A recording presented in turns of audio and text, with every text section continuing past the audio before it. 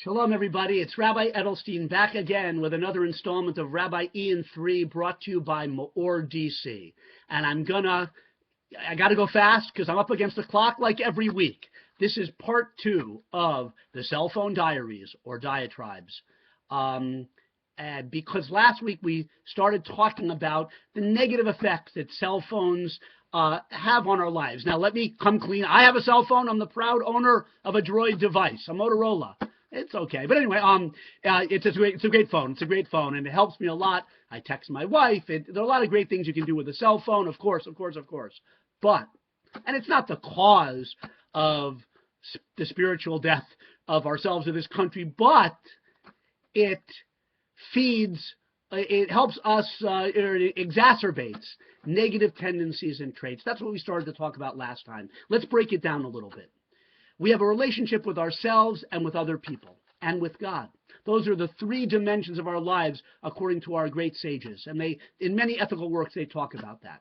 So God will leave to the end. We should start with him, but other people, we talked about that last time. How can we sit across the table from other people, at a meeting, at whatever it is, at a date, with our wives, with our friends, I don't know, you're looking at your cell phone, you can't even focus on what the other person is saying. So I talked about this with people this week who reacted to last week's Rabbi Ian 3, and then he said, well, you're right, Rabbi, but that's the way it is. But that's not a good answer. That's the way it is. Does that mean any bad habit we have or have let ourselves slip into, there's no hope of changing it? Come on, it might be hard. We have to struggle with our lower nature. We have to struggle with that impulse that I have too.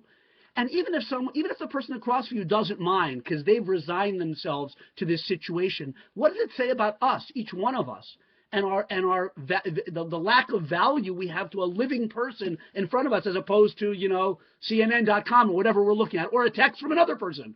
I mean, now, I'm not even talking about when you're driving. That is obscene, reckless, potential homicide, and we should talk about more about that. God forbid we need to in this world, but we will talk about that maybe in maybe part 3. I don't think there'll be more than part 3 about the cell phone diaries, but now I'm just talking about normal daily interactions.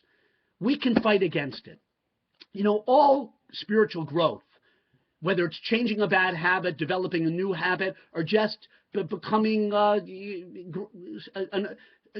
stepping another rung in any area of self-development, spirituality, is hard work.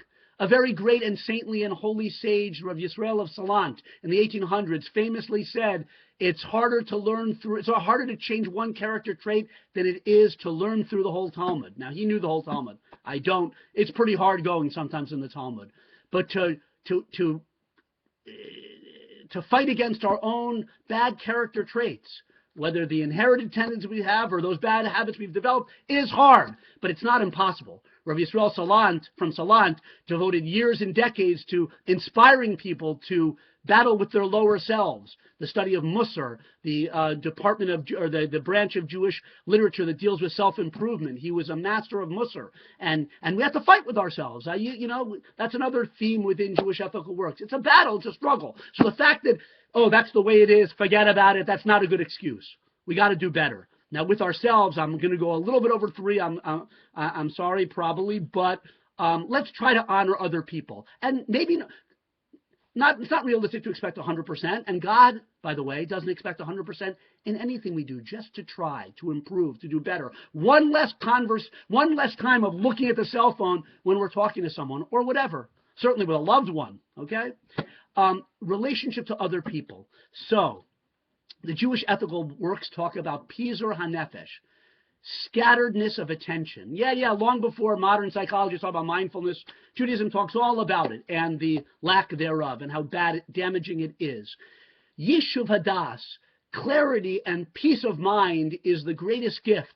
A moment of peace of mind, what you can accomplish, but we live in a time of scattered attention. Now, we understand you're not going to have calm all the time. We live in a world where and that never was that way, never supposed to be that way. But there's frenetic, and then there's frenetic. There's frenetic, and then there's I can't sit still with myself at all, which is the level we're at. It relates to this week's Torah portion. Moshe came to the Jewish people. The slavery got worse, even though God had told the Jewish people through Moshe that they would be redeemed. The slavery got worse. Moshe came to them and they couldn't accept his reassurance. It says they did not heed Moshe because of shortness of breath, kotzer ruach, and avoda kasha, and hard work. They were too overwhelmed and crushed by the burden of the slavery to listen to Moshe. We're overwhelmed and crushed. It's not a slavery, thank God, like Egypt, no building cities or whatever, right? But we live in a slavery to our technology, to our frenetic pace. It really is kosher ruach. We have like no breath sometimes to look inward, to think about inwardness or depth in life, in our own lives. Me too. I'm guilty of this too. Slavery. Let's end with this. Shabbos is the gift God gave the Jewish people. It's a gift. It's the antidote to scatteredness of attention. It restores the mind and restores the soul. So does Torah study. But we have a gift every week, Shabbos. It's beautiful.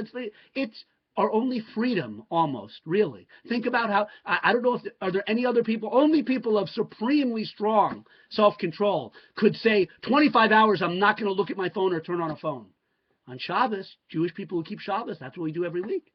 It's a salvation. It's an incredible thing. So I got to go now. We'll talk more next time, maybe for the final installment. No one's perfect. I'm not perfect. Far from it. But let's do a little better. Look a little more deeply into ourselves. What's in here? We have treasures inside of us.